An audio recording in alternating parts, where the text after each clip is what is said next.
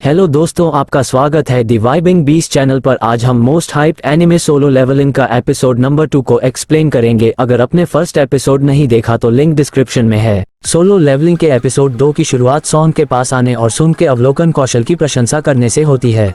Song ने सुन को अपने घाव की देखभाल करने के लिए कहा क्योंकि वह जानता है कि जूही गंभीर परिदृश्यों को अच्छी तरह से संभाल नहीं पाता है। सॉन्ग भी रैंक कालकोटरी के साथ अपने अनुभवों को दर्शाता है और मानता है कि लेजर बीम को शूट करने वाली विशाल मूर्ति या एस रैंक स्तर का दुश्मन है। सॉन्ग उस धर्मग्रंथ की पंक्तियां दोहराता है जो उसने एपिसोड 1 में पढ़ा था। सुन को आश्चर्य होता है कि क्या इसके पाठ में भगवान एक विशाल मूर्ति की आकृति है। हम अपना नजरिया सुन की बहन जिना की ओर मोड़ते हैं।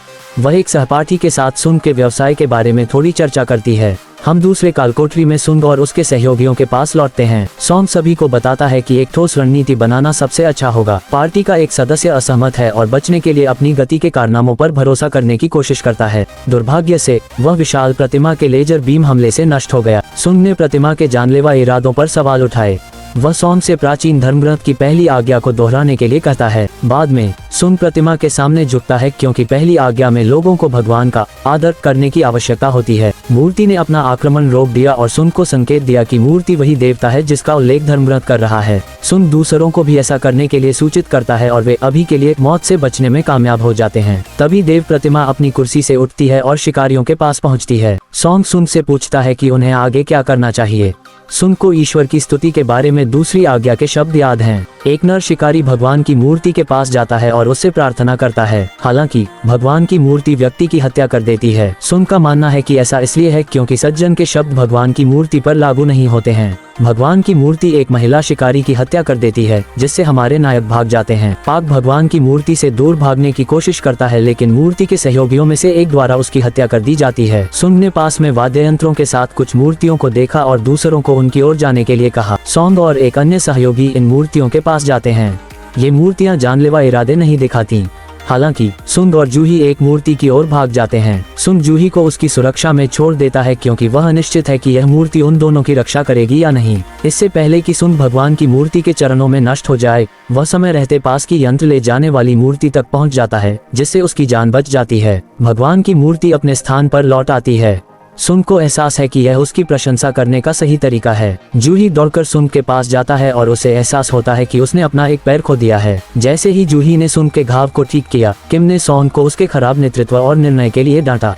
अचानक भगवान की मूर्ति हमारे शिकारियों के पैरों तले जमीन खिसका देती है और एक वेदी का आह्वान करती है। सुन ने वेदियों और उनके इतिहास के बारे में जानकारी के अलावा तीसरी आज्ञा के शब्दों के बारे में बताया कि लोगों को ईश्वर में अपना विश्वास साबित करने की आवश्यकता है। किम सॉन्ग से कहता है कि उसे खुद का बलिदान दे देना चाहिए। सॉन्ग वेदी के पास पहुंचता है और सुन इस सब के लिए सॉन्ग को दोषी मानने के लिए दोषी महसूस करता है। अचानक वेदी के चारों ओर आग की लपटें निकलने लगती हैं। सुंग ने दो शिकारियों से उसे वेदी के पास ले जाने के लिए कहा ताकि वह उसका निरीक्षण कर सके। वेदी पर सुंग और सॉन्ग चर्चा करते हैं कि क्या मदद के लिए यहाँ इंतजार करना अच्छा विचार होगा। सुंग दर्शकों को कालकोटरी तोड़ने की घटना के बारे में सूचित करता है जो तब होती है जब 7 दिन बीतने के बाद एक गेट पूरे रास्ते खुल जाता है। इस घटना के दौरान राक्षस वास्तविक दुनिया में प्रवेश कर सकते हैं। इसके अतिरिक्त वह इस बात पर प्रकाश डालता है कि शिकारियों के लिए कालकोटरी के मालिक को हराना और 7 दिन की सीमा से पहले गेट को सील करना क्यों महत्वपूर्ण है। सुंग को डर है कि अगर वे भगवान की मूर्ति को रोकने का कोई रास्ता नहीं ढूंढ पाए तो संभवतः यह अपनी कालकोटरी छोड़ देगी और वास्तविक दुनिया में हंगामा खड़ा कर देगी। सुंग ने किम और जूही को परिवर्तनकर्ता के क्षेत्र में प्रवेश करने के लिए कहा। अचानक कई मूर्तियां हमारे शिकारियों के पास आती हैं। सुंग सभी को मूर्तियों पर नजर रखने के लिए कहता है। एक महिला शिकारी दबाव से टूटकर कहीं भाग जाती है। शिकारियों में से एक को लगता है कि उसने सब ठीक कर दिया।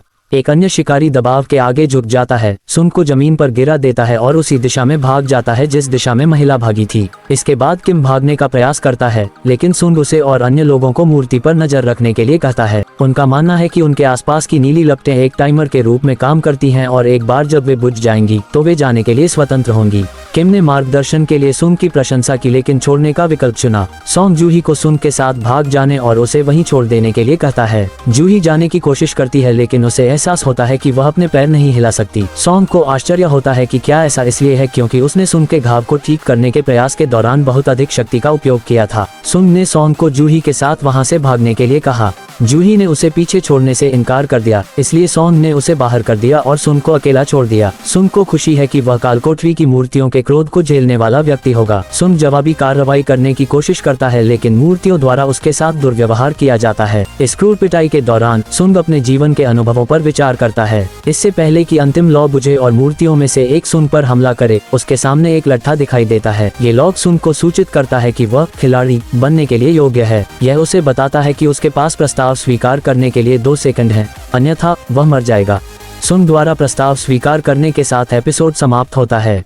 तो दोस्तों, अगर आपको वीडियो अच्छी लगी हो तो लाइक और सब्सक्राइब जरूर करिए और कमेंट में मोस्ट हाइप्ड एनिमे कैरेक्टर का नाम बताइए। तब तक के लिए टाटा।